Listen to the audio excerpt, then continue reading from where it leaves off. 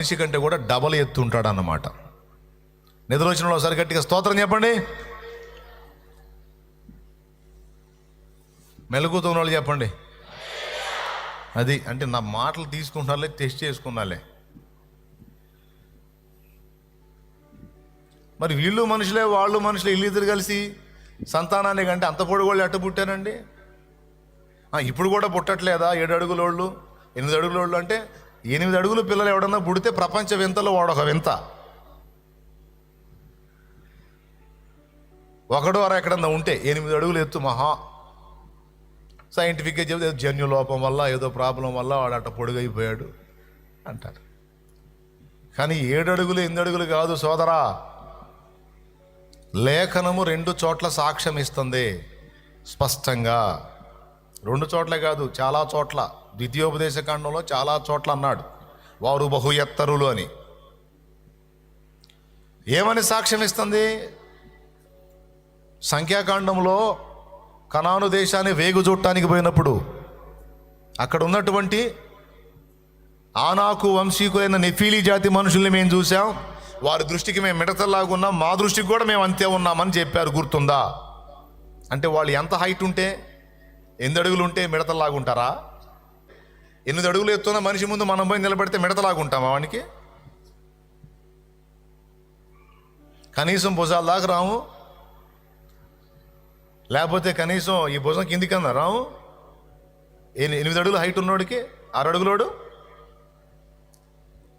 కానీ అలా కాదు. సంఖ్యాకాండంలో ఏం చెప్పాడు తెలుసా?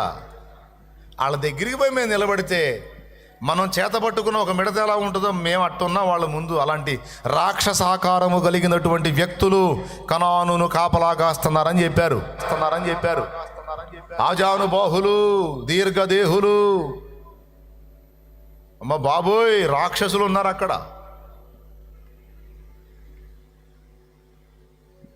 మనం వాళ్ళతో యుద్ధం చేసి వాళ్ళని చంపలేము, వాళ్ళని జయించలేము. అంటే యెహోషువ కాలేబ్ అన్నారు, యెహోవా మన యందు ఆనందించిన ఎడల వారిని మనం హతం చేస్తాం, వారు దేశం మనకి స్వాధీనపరుస్తాడు దేవుడు, వారు మనకు ఆహారం అవుతారు, డోంట్ వరీ అని చెప్పారు. వీళ్ళు వాళ్ళ ఎత్తుతో వాళ్ళ పొడవుతో మనకెందుకురా? యుద్ధం చేసేది మనం కాదు కదా, మన పక్షాన దేవుడు కదా యుద్ధం చేసేది. వాళ్ళు ఎంతోళ్ళు అయితే నేలమట్టం చేస్తాడు దేవుడు.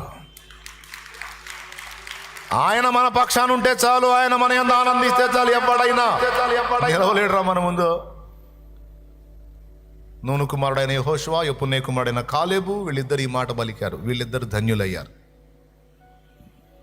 అక్కడ సాక్ష్యం కనపడుతుంది ఎంత ఎత్తున్నారో. మరో చోట నెఫీలీ జాతి మనుషులు సూరులు అన్నాడు. ఆమోసు గ్రంథం 2:9 దేవదారు వృక్షమంత ఎత్తు అన్నారు. సాక్షాత్తు దేవుడే పలికిన వాక్ అది. దేవదారు వృక్షమంతా ఎత్తైన వారును, సింధూరు వృక్షమంతా బలము గలవారునగు అమోరీలను వారి ఎదుట నిలవకుండా నేను నాశనము చేసి తిని కదా అన్నాడు. చూడు ఆమోసు 2:9. ద్వితీయోపదేశ కాండం 1వ అధ్యాయం నుంచే చదివితే ఉంటుంది మనకి. ఆ దేశపు ఎత్తర్లను దేవుడు తరిమి కొట్టేసి మీకు స్వాధీనపరుస్తాడు. చాలా ఎత్తైన మనుషుల్ని మీ ముందు లేకుండా తరిమి కొట్టాడు. ప్రియులారా, బాగా గమనించాలి మీరు. ఎలా సాధ్యము? ఆ రాక్షసాకారం కలిగిన మనుషులు ఎలా పుట్టారు? ఎట్లా పుట్టిస్తాడండి దేవుడు అన్నట్టు మాట్లాడతారు వీళ్ళు. ఇంకొక సహోదరుడు చెప్పాడు, దేవుని కుమారులంటే భక్తులట, నరుల కుమార్తెలంటే భక్తిహీనులట. భక్తులైనా భక్తిహీనులైనా ఇద్దరు మనుషులేగా. ఇద్దరు మనుషులకు సంతానం కలిగితే మనుషులే కదా. రాక్షసాకారం కలిగిన వ్యక్తులు ఎట్లా పుడతారు? అయినా అంత ఎత్తరులు ఎట్లా పుడతారు? ఇప్పుడు మనం నెట్లో సెర్చ్ చేస్తే అలాంటి ఆకారాలు ఉన్నాయా లేవంటానికి సైంటిఫిక్ ఎవిడెన్స్ కూడా దొరికినాయి. అలాంటి దీర్ఘదేహులు భూమి మీద జీవించారు అనడానికి స్కెల్టన్స్ ఉన్నాయి. నెట్లో సెర్చ్ చేస్తే మీకు కనపడతాయి. వాని పుర్రే ఒక మనిషి ఎత్తు ఉంటుంది. తల పుర్రే ఉన్నాయి నెట్లో. తవ్వకాలు జరిపి తీశారు అట్ని. లేకపోతే ఎక్కడి నుంచి వచ్చినాయి? కాబట్టి అంటే దేవుణ్ణి అర్థం చేసుకునే విషయంలో, దేవుడి యొక్క కార్యాలను అంచనా వేసే విషయంలో అట్టడుగునున్నారు. అర్థం కాల, అదిగో మరి అదేంది, వీళ్ళిద్దరు కలిసి అటు పుర్రి అంత లేరు చూడు. దేవునికి స్తోత్రం కలుగును గాక. హల్లెలూయా. అది ఏదో గ్రాఫిక్ చేశారు, అది రైట్ కాదు, ఒట్టిదే అది అని ఎవరైనా అంటారేమో. వాళ్ళిద్దరూ ఒట్టిదే కావచ్చు, ఆ స్కెల్టన్ వాస్తవమేగా. కొన్ని ప్రదేశాల్లో మ్యూజియంలో కూడా ఏర్పాటు చేశారు. ఈ ఫోటో కాకపోతే ఇంకోటి ఒరిజినల్గా ఉన్నాయి. కొన్ని మనుషులు సంచరించి తిరిగి చూసినవి కూడా ఉన్నాయి వీడియోస్. సరే, వాళ్ళు ఇప్పుడు సైంటిఫిక్గా ఆధారం దొరికినా దొరకకపోయినా దేవుడు లేడా? బైబిల్ అబద్ధమా? పరిశుద్ధ గ్రంథం. నేను సైంటిఫిక్గా రుజువు అయినా కాకపోయినా నేను బైబిల్ని నమ్ముతా. భక్త సింగ్ అనే దైవజనుని దగ్గరలో 3 రోజులు ఉన్నాడంటే ఎవరికి చెబుతారు మీ కథలు అన్నాడట. తిమింగలం పెద్దదే, యోనాను మింగటం గొప్ప సంగతి ఏం కాదు. కానీ భక్త సింగ్ గారు ఏమైనా ఆన్సర్ ఇచ్చాడు తెలుసా వానికి? ఎవరు పిచ్చోడా, తిమింగలం పెద్ద నోరేసుకొని ఉంటుందిరా, మనిషిని మింగటం దానికేం పెద్ద చాకిరి అయ్యింది. నువ్వు అది నమ్మటానికి డౌట్ పడుతున్నావు. నేనైతే యోనా తన చిన్న నోరేసుకొని తిమింగలాన్నే మింగేశాడని బైబిల్ చెబితే అది కూడా నమ్ముతారా నేను అన్నాడట. అర్థమైందా? తిమింగలం ఎంత పెద్దగా ఉంటుంది, అంత పెద్ద తిమింగలాన్ని ఇంత చిన్న నోటితో యోనా మింగాడనా నేను నమ్ముతా, బైబిల్ చెబితే అన్నాడట. చూడండి అక్కడ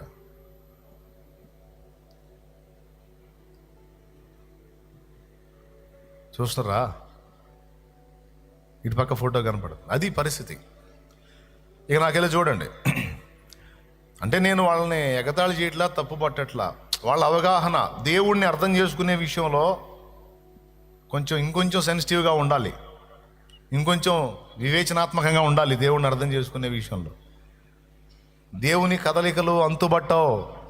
జాగ్రత్తగా బైబిల్ని పరిశీలనగా చదివి అర్థం చేసుకోవటానికి ప్రయత్నిస్తే, దేవుని ఆత్మ కళ్ళు తెరిస్తే అప్పుడు కొంత అర్థమైద్ది.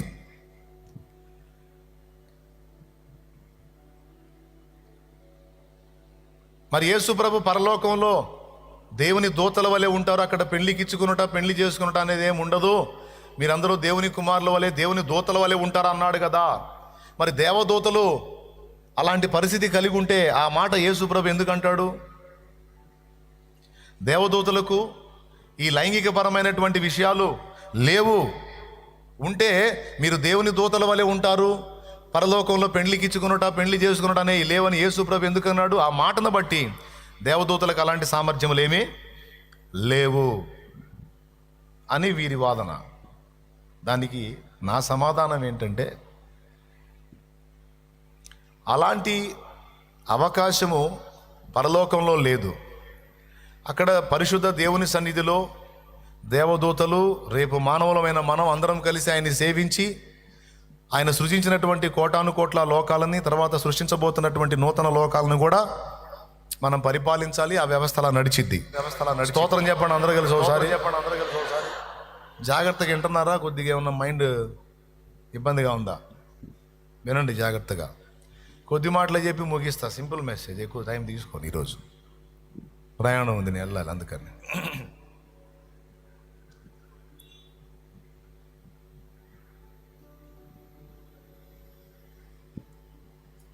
వాళ్ళకి అర్థమైంది ఏంటంటే, ఆ మాట యేసు ప్రభు అన్నాడు కనుక ఇక దేవదూతలు అలాంటి పరిస్థితి కలిగి ఉండరు అని వారి అభిప్రాయం. కానీ కాదు. దేవదూతలు పరలోకంలో ఉన్నప్పుడు వాళ్ళ పరిస్థితులు వేరు. కానీ వారు తమ నివాస స్థలములను విడిచి తమకివ్వబడిన ప్రధానత్వమును నిలుపుకొనక నివాస స్థలములను విడిచి పరశరీరానుసారులయ్యారట. దేవదూతలు మహిమపుత్రులని మర్చిపోవద్దు. దేవదూతలకు తమ స్వరూపములను అనుకున్న పొజిషన్కి మార్చుకునే సామర్థ్యం ఉందని మర్చిపోవద్దు. మీకు తెలుసా, దేవుడు మారురూపుగా ప్రత్యక్షమవుతాడు కొన్ని చోట్ల బైబిల్లో. మగ్దలేన మరియకే తోటమాల్లా కనపడ్డాడు. ఆయన తోట అయ్యా నీవేమన్నా నా ప్రభు శరీరాన్ని ఎత్తుకొని పోయావని ఆయన కూడా అడుగుతుంది. ఎవరో తీసుకొని పోయారయ్యా అని ఏడుస్తా ఉంటే అప్పుడు పిలిచాడు మరియా అంటే అప్పుడు గొంతు గుర్తుపట్టి పోయి పరిగెత్తింది. ఆగాగు, నేను ఇంకా తండ్రి దగ్గరికి పోలేదు అన్నాడు. ఎమ్మాయి మార్గంలో కూడా ఇద్దరు శిష్యులకు ఆయన మారు రూపుగానే కనపడ్డాడు. అంటే దేవునికి ఒక సౌకర్యం ఉంది, ఆయన అనుకున్న ఆకృతిలోనికి ఆయన మారగలడు. ఒక ముసలమ్మలాగా వచ్చి నీ దగ్గర సాయం అడుగుతాడు, నీ బుద్ధి పరీక్షించడానికి. అమ్మా ఆకలిగా ఉంది, ఉన్న సాయం చేయమ్మా అంటాడు. ఒక అవిటివాడిగా నీ ముందు నిలిచమ్మా సాయం చేయమ్మా అంటాడు. అయ్యా సాయం చేయ అంటాడు.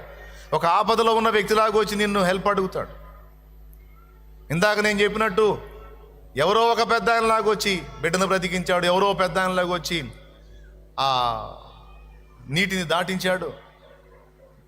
ఎవరో ఒక పెద్ద ఆయనలాగా వచ్చి అంధులను తీసుకొచ్చి మందిరంలో వదిలిపెట్టిపోయాడు. ఆయన అనుకున్న ఆకృతిలోకి మార్పు చెందగలడా? ఆయన షాలేము రాజు ఆయనే, మెల్కీసెదెకు ఆయనే, ఇమ్మానుయేలు ఆయనే, యెహోవా దూత ఆయనే, యెహోవా కాపరి ఆయనే, యెహోవా సహకారి ఆయనే, యేసుక్రీస్తు ఆయనే.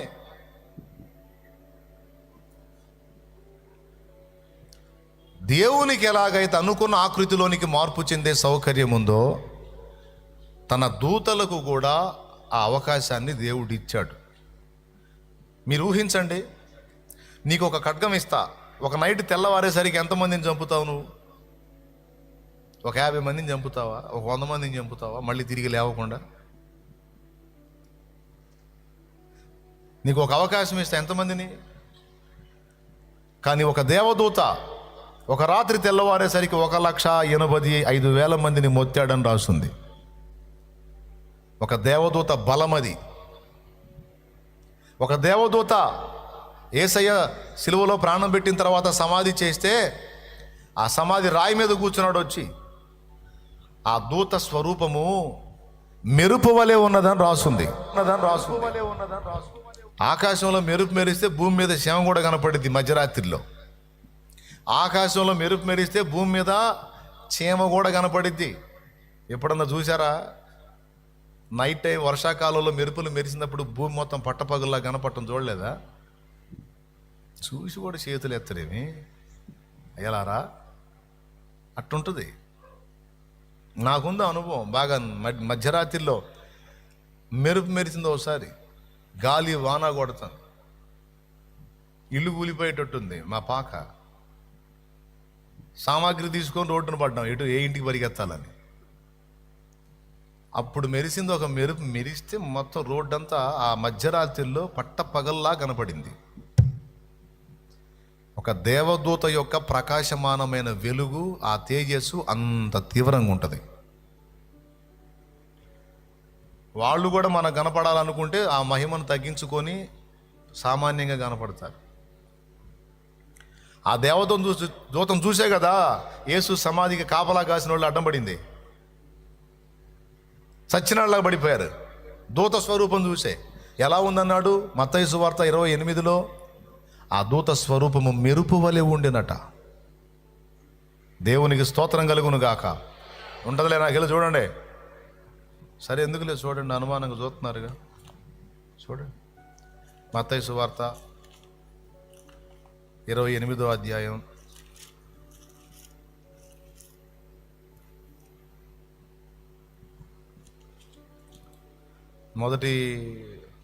3వ వచనం చదువు చాలు.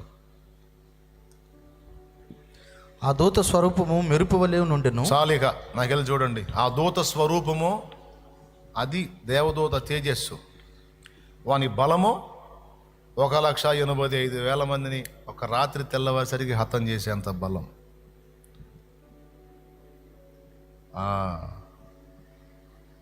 ఇన్ని ఇచ్చిన దేవుడు వాళ్ళకి అనుకున్న ఆకృతిలోకి మారే ఛాన్స్ ఇవ్వడా? ఇచ్చాడు. కాబట్టి వారు తమ శరీరమును, తమకు ప్రధానముగా ఇచ్చిన శరీరమును నిర్లక్ష్యం చేసి పరాశరీరానుసారులై వేరే ఆకృతిలోనికి